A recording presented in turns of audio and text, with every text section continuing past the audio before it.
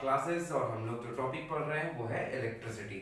इससे पहले हम लोग बहुत सारे टॉपिक पढ़ चुके हैं और हम लोग का लास्ट टॉपिक जो था वो था रेजिस्टेंस। हम लोग रेजिस्टेंस के बारे में पढ़ रहे थे और आज का जो टॉपिक है वो है रेजिस्टिविटी। रेजिस्टिविटी का इंट्रोडक्शन अगर हम लोग चैप्टर में बोले तो समझ में आता है कि आपको जाकर रेजिस्टिविटी आपको हम लोग को पहली बार देखने को मिला जब हम लोग रेजिस्टेंस का फॉर्मूला डिराइव कर रहे थे तो एज अ कांस्टेंट वहां पे कांस्टेंट के जैसा इस रेजिस्टिविटी को हम लोग इंट्रोड्यूस कराए थे।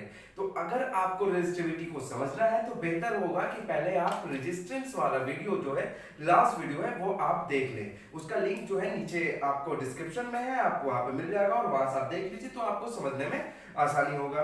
समझ रहा है बात? अगर मेरे पढ़ाने का तरीका और कंटेंट आपको इस चैनल का पसंद आता है तो प्लीज दूसरे फ्रेंड्स के साथ आप शेयर करिए, अपने वॉल पे शेयर करिए, लाइक करिए, सब्सक्राइब करिए और देखते रहिए आफ्ताब क्लासेस। चलिए स्टार्ट करते हैं।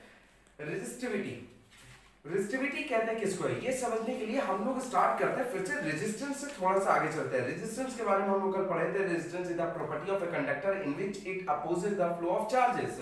फिर हम लोग देखा कि ये आपको जाकर वेरियस फैक्टर्स पर डिपेंड करता था। कौन कौन से फैक्टर्स पर डिपेंड करता था? 4 फैक्टर्स पर डिपेंड करता था। ओके हाँ, 4 फैक्टर्स पर डिपेंड करता है। कौन कौन सा था वो हम लोग सबसे पहले देखे थे। पहला फैक्टर जो था कि रेजिस्टेंस जो है वो डायरेक्टली प्रोपोर्शनल होता है लेंथ के। दूसरा फैक्टर हम लोग देखें कि आपको जाकर रेजिस्टेंस जो होता है वो इनवर्सली प्रोपोर्शनल होता है आपको जाकर एरिया ऑफ क्रॉस सेक्शन के, है ना। ये वायर है तो ये उसका एरिया ऑफ क्रॉस सेक्शन है। समझ रहे हैं बात? तीसरा फैक्टर जो था वो था नेचर ऑफ मटेरियल और चौथा फैक्टर जो था वो था टेम्परेचर। तो खैर यहाँ पे हम लोग जो आप फैक्टर्स देख रहे थे उसके बेसिस पे हम लोग क्या किए थे कि आपको इसको फर्स्ट इक्वेशन माना था, सेकंड इक्वेशन, और यहाँ से एक फॉर्मूला हम लोग डिराइव किए थे that is R equal to rho L by A। ये हम लोग फॉर्मूला कल रेजिस्टेंस के लिए लास्ट वीडियो में हम लोगों ने देखा था। समझ रहे हैं बात? और ये रेजिस्टेंस का फॉर्मूला होता था जिसमें R यहाँ रेजिस्टेंस को बताता है, L4 यहाँ लेंथ ऑफ द कंडक्टर है, ये एरिया ऑफ क्रॉस सेक्शन है, और ये कांस्टेंट हम लोग इंट्रोड्यूस किए थे जिसको हम लोग रो बोलते हैं और इसको क्या पढ़ते हैं? रेजिस्टिविटी कहते हैं। समझ रही बात है? अगर इस फॉर्मूले के हिसाब से देखें, इस फॉर्मूले के हिसाब से देखें तो आप क्या देखिएगा कि अगर हम लोग यहाँ से रो का वैल्यू निकाले तो रो इक्वल टू लिख देना चाहिए R into A by L। समझ रही बात है? यहाँ से रेजिस्टिविटी का फॉर्मूला हम लोग निकाल सकते हैं। समझ रहे हैं? ऐसे तो हम लोग निकाल सकते हैं। रेजिस्टिविटी का फॉर्मूला भी हो सकता है। अगर हम लोग ये समझिएगा रेजिस्टिविटी किसको कहते हैं ये हम लोग समझने की कोशिश कर रहे हैं। तो अगर आपको जाकर अगर हम लोग यहाँ पे कंसीडर कर लेते हैं कि इफ एक ऐसा कंडक्टर है जिसका एरिया जो है वो 1 यूनिट है। कितना एरिया? 1 यूनिट है, और उसका लेंथ भी जो लिए हम लोग कंडक्टर का जो L जो लिया है, लेंथ जो लिया है वो भी कितना ले रहे हैं? 1 यूनिट ले रहे हैं। तो ऐसे कंडक्टर का रेजिस्टेंस जो है वो रेजिस्टिविटी के इक्वल हो जाता है। जैसे देखिएगा आपको जाकर यहाँ पे रो R इनटू क्या हो जाएगा? 1 यूनिट A है और L भी 1 यूनिट था, तो यहाँ से हम लोग को निकल के आ गया कि रो जो है इक्वल है आपको जाकर किसके? R के। किसके लिए? जब आपको जाकर वैसे कंडक्टर के लिए जिसका लेंथ 1 यूनिट हो जाए और एरिया भी 1 यूनिट हो। अब यूनिट कुछ भी हो सकता है। अगर आपको सर्कुलर वायर है तो रेडियस के हिसाब से एरिया निकाल लीजिए। अगर आपको क्यूबिकल वायर है तो हम लोग उसका जो एक फेस होगा क्यूब का उसका 1 मीटर स्क्वायर, अगर हम लोग 1 मीटर का ले रहे हैं तो 1 मीटर स्क्वायर और 1 ही मीटर लेंथ होना चाहिए उस वायर का। तो वैसे कंडक्टर का रेजिस्टेंस जो है वो रेजिस्टिविटी के इक्वल आ जाता है। तो यही से हम लोग रेजिस्टिविटी का डेफिनेशन भी बोल सकते हैं कि रेजिस्टिविटी क्या होता है? Resistivity is a resistance of a conductor which is 1 unit in length and 1 unit in area of cross section. Resistivity किसी भी कंडक्टर का रेजिस्टेंस के इक्वल हो जाता है कब? अगर वो कंडक्टर 1 यूनिट लेंथ का है और 1 ही मीटर स्क्वायर एरिया है, उसका 1 ही यूनिट स्क्वायर एरिया है। समझ रहा है बात? तो वैसे को हम लोग बोलेंगे उसका रेजिस्टिविटी जो है रेजिस्टेंस के इक्वल हो जाता है। मेरे कहने का मतलब क्या है? मेरा कहने का मतलब ये है ना कि resistivity is nothing, it is also a resistance. Resistivity कुछ नया चीज नहीं है, ये भी रेजिस्टेंस ही है। फर्क क्या है? फर्क क्या है जरा समझने की कोशिश करिएगा। रेजिस्टेंस और रेजिस्टिविटी में डिफरेंस क्या आता है तो जरा समझिएगा। रेजिस्टिविटी, इसको रो को हम लोग क्या बोलते हैं? क्या नाम है इसका? रेजिस्टिविटी है। इसको एक और नाम से जानते हैं। समझ रहे हैं बात? इसको बोलते हैं हम लोग स्पेसिफिक रेजिस्टेंस। समझ रहे हैं बात? जरा वर्ड समझने की कोशिश करिएगा। यहाँ पे इसका नाम है स्पेसिफिक रेजिस्टेंस। मतलब कि स्पेसिफिक हम लोग फिजिक्स में कहां पे यूज करते हैं? स्पेसिफिक ग्रेविटी वहां पे यूज करते थे, समझ रही बात? मतलब कि स्पेसिफिक किसी भी एक फिक्स क्वांटिटी को, किसी कांस्टेंट को बताने के लिए फिजिक्स में हम लोग स्पेसिफिक का यूज करते हैं। तो यहाँ पे स्पेसिफिक रेजिस्टेंस है, resistivity is nothing, it is also a resistance. बस कैसा रेजिस्टेंस है ये? स्पेसिफिक रेजिस्टेंस है, मतलब किसी एक फिक्स चीज का रेजिस्टेंस है, ये कांस्टेंट वैल्यू है। किसका रेजिस्टेंस है? ये रेजिस्टेंस है आपको जाकर हर वो मटेरियल जो किसी भी मटेरियल का जिसका आपको जाकर लेंथ 1 मीटर हो और एरिया 1 मीटर स्क्वायर हो, तो उसका रेजिस्टिविटी, उसका रेजिस्टेंस जो होगा वो रेजिस्टिविटी के इक्वल हो जाएगा। मतलब ये आपको स्पेसिफिक रेजिस्टेंस जो है, रेजिस्टिविटी जो है वो भी रेजिस्टेंस है, लेकिन किसका? वैसे कंडक्टर का जिसका लेंथ 1 मीटर है और एरिया ऑफ क्रॉस सेक्शन भी 1 मीटर स्क्वायर है। यहाँ पे हम यूनिट लिखे हैं और हम लोग 1 मीटर ले रहे हैं तो मीटर स्क्वायर ले रहे हैं सेम यूनिट में, इसलिए हम बात कर रहे हैं। समझ रहा है बात है? तो ये था रेजिस्टिविटी। अभी हम आपसे बोल रहे थे कि डिफरेंस क्या हुआ। डिफरेंस ये हुआ ना कि आपको जाकर रेजिस्टेंस और रेजिस्टिविटी समझिएगा, रेजिस्टिविटी स्पेसिफिक रेजिस्टिविटी है। मतलब कि अगर हम एक वायर लेते हैं, आपको जाकर एक कंडक्टर ले लिया, अभी आपको जाकर ये कंडक्टर का ये एक और कंडक्टर दे, ये छोटा सा लेंथ है, दोनों सेम मटेरियल का, दोनों कैसा है? दोनों सेम मटेरियल का, दोनों में सेम ही मटेरियल है, मतलब दोनों कॉपर ले लिया, समझ रहे? दोनों सिल्वर ले लिया। अलग अलग मटेरियल का रेजिस्टिविटी अलग अलग हो सकता है, लेकिन हम लोग सेम मटेरियल का ले रहे हैं, लेकिन दोनों का लेंथ अलग अलग है। आप देख रहे हैं इसका लेंथ कम है, इसका लेंथ ज्यादा है, समझ रहे हैं बात है? तो जैसी लेंथ बढ़ता है रेजिस्टेंस बढ़ जाता है। रेजिस्टेंस बढ़ता है, हम लोग लास्ट वीडियो में देखे हैं, लेंथ के ऊपर डायरेक्टली प्रोपोर्शनल होता है। अगर हम लेंथ बढ़ाएं तो रेजिस्टेंस भी इंक्रीज करेगा। ये लेंथ बढ़ेगा, रेजिस्टेंस बढ़ेगा, लेकिन ये रेजिस्टिविटी नहीं बढ़ेगा। रेजिस्टिविटी क्यों नहीं बढ़ेगा? क्योंकि रेजिस्टिविटी फिक्स है कि आपको वायर का लेंथ जितना भी हो, हम रेजिस्टिविटी उसका कितने के लिए निकाल रहे हैं? उसके सिर्फ और सिर्फ 1 यूनिट का निकाल रहे हैं, दैट इज 1 मीटर लेंथ और 1 मीटर स्क्वायर एरिया। बस उतने ही की बात कर रहे हैं। तो लेंथ चाहे जितना बड़ा होता चला जाए, मेरा यूनिट तो फिक्स है ना, 1 मीटर ले रहे हैं, यूनिट तो 1 मीटर रहेगा, एरिया 1 मीटर स्क्वायर होने वाला है। उस बेसिस पे आपको जाकर रेजिस्टिविटी लेंथ पे डिपेंड ही नहीं करता है, समझ रहे हैं बात? लेकिन रेजिस्टेंस करता है, ये आपको हमेशा बढ़ता चला जाता है। यही हम आपको बताना चाहते थे, रेजिस्टेंस आपको जाकर कितना भी हो सकता है, वायर बढ़ेगा, एरिया बढ़ेगा, दोनों से इफेक्ट होने वाला है। लेकिन रेजिस्टिविटी की बात करें तो ये स्पेसिफिक रेजिस्टेंस इसको इसलिए कहा जाता है क्योंकि ये कांस्टेंट है, ये फिक्स क्वांटिटी है जो किसी भी मटेरियल का, किसी भी कंडक्टर का अपना इंडिविजुअल वैल्यू होता है हर 1 मीटर लेंथ और 1 मीटर स्क्वायर एरिया के लिए। समझ रहे हैं बात? उसी को हम लोग रेजिस्टिविटी कहते हैं। बातें तो समझ रहे होंगे आप।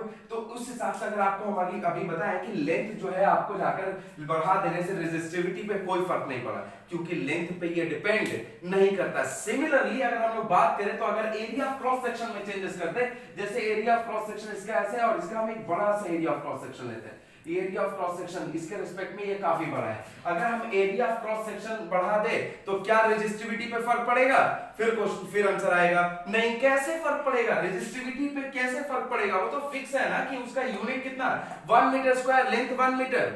तो फिर चाहे बढ़ा दे तो घटा दे, हम तो लेंगे वही 1 मीटर के लिए, वही 1 मीटर स्क्वायर के लिए, तो उससे भी कोई फर्क नहीं पड़ता है। तो इस बात से हम लोग को ये क्लियरिफिकेशन होता है कि resistivity does not depend on, resistivity depend नहीं करता है कौन से वैल्यू पे, that is length and area of cross section. Area of cross section मतलब ये दोनों वैल्यू पे रेजिस्टिविटी जो है वो डिपेंड नहीं करता है, कोई डिपेंड नहीं करता है। तो ये कौन से फैक्टर्स पर डिपेंड करेगा? ये डिपेंड करता है आपको जाकर 2 फैक्टर्स पे, that is nature of the material, अलग अलग वायर का रेजिस्टिविटी अलग अलग होने वाला है, और आपको जाकर टेम्परेचर, टेम्परेचर के भी ये डायरेक्टली प्रोपोर्शनल होता है। टेम्परेचर इंक्रीज करते हैं तो रेजिस्टिविटी इंक्रीज कर जाता है, बढ़ जाता है। समझ रहे हैं अभी बात? चलिए ठीक है, आगे हम लोग देखते हैं इसका, हम लोग ऐसा यूनिट समझने की कोशिश करेंगे। होपफुली आपको समझ में आ रहा होगा। नहीं समझ में आता है, कुछ अगर प्रॉब्लम है इसमें, कहीं पे क्वेश्चन है, क्वेरी है, तो आप नीचे कमेंट सेक्शन में पूछ सकते हैं, आपका सारे डाउट्स को क्लियर कर दिया जाएगा। खैर चलिए अब हम लोग चलते हैं इसके एसआई यूनिट की तरफ। जरा समझिएगा, अभी हम लोग रेजिस्टिविटी का क्या फॉर्मूला लिए थे? रेजिस्टिविटी का हम लोग फॉर्मूला लिए थे ρ = R into A by L, resistance into area by length. उस हिसाब से इसका एसआई यूनिट फाइंड करने वाले हैं, तो रेजिस्टेंस का एसआई यूनिट कितना होगा? वो होगा ओम इनटू एरिया का होता है आपको जाकर मीटर स्क्वायर और लेंथ का होता है मीटर। तो उस हिसाब से आपको जाकर यहां कुछ नहीं तो पावर 1 है, बेस सेम है और डिवाइड का साइन है और पावर क्या होगा, सब्ट्रैक्ट होगा, तो ये बच गया ओम मीटर बच गया। समझ रहे? तो हम लोग बोलने वाले हैं कि आपको जाकर इसको क्या पढ़ता हम लोग, ओम मीटर। ओम रेजिस्टेंस का था और ओम मीटर किसका एसआई यूनिट होता है, रेजिस्टिविटी का। ये है एसआई यूनिट। समझ रहे आपकी बात? चलिए ठीक है, हम लोग एसआई यूनिट देख लिया रेजिस्टिविटी का। अब हम लोग इसका डिपेंडेंस की बात करेंगे। तो डिपेंडेंस की बात हम लोग पहले भी किए कि आपको जाकर ये सिर्फ और सिर्फ दो ही फैक्टर पे डिपेंड करता है, that is nature of the material and temperature. It does not depend on shape, size, length or area of cross section of any type of conductor, whether it is wire और cubical block, कुछ भी हो ये इस पे depend नहीं करता है। चलिए रेजिस्टिविटी के बेसिस पे हम लोग मटेरियल को डिफरेंट टाइप में डिवाइड करते हैं। डिफरेंट टाइप में कहने का मतलब ये है कि आप डिफरेंट मटेरियल्स कौन कौन सा सुने हैं। अगर हम लोग इलेक्ट्रिकल कंडक्टिविटी के बेसिस पे बोले तो हम लोग सुनते हैं सबसे अच्छा होता है कंडक्टर, जिसका कंडक्टिविटी बहुत अच्छा है, मतलब वो सबसे ज्यादा इलेक्ट्रॉन पास कर पाता है, वो उस करंट सबसे ज्यादा पास करता है। उसके बाद आता है हम लोग, उसके बाद नेक्स्ट आता है एलॉयज, उसके बाद है फिर आपको जाकर एक और हम लोग जानते हैं सेमीकंडक्टर्स, देन हम लोग इंसुलेटर्स की बात करते हैं। तो रेजिस्टिविटी किसका कैसा होता है, देखिए सबसे ज्यादा रेजिस्टिविटी जो होता है वो आपको जाकर इंसुलेटर्स का होता है। इंसुलेटर का रेजिस्टिविटी सबसे ज्यादा होता है। उससे कम रेजिस्टिविटी होता है आपको जाकर सेमीकंडक्टर का। किसका होता है, सेमीकंडक्टर। और उससे कम रेजिस्टिविटी होता है आपको जाकर एलॉयज का, और सबसे कम रेजिस्टिविटी होता है आपको जाकर कंडक्टर का। रेजिस्टिविटी जो है आपको जाकर वो इनवर्सली प्रोपोर्शनल होता है कंडक्टिविटी के।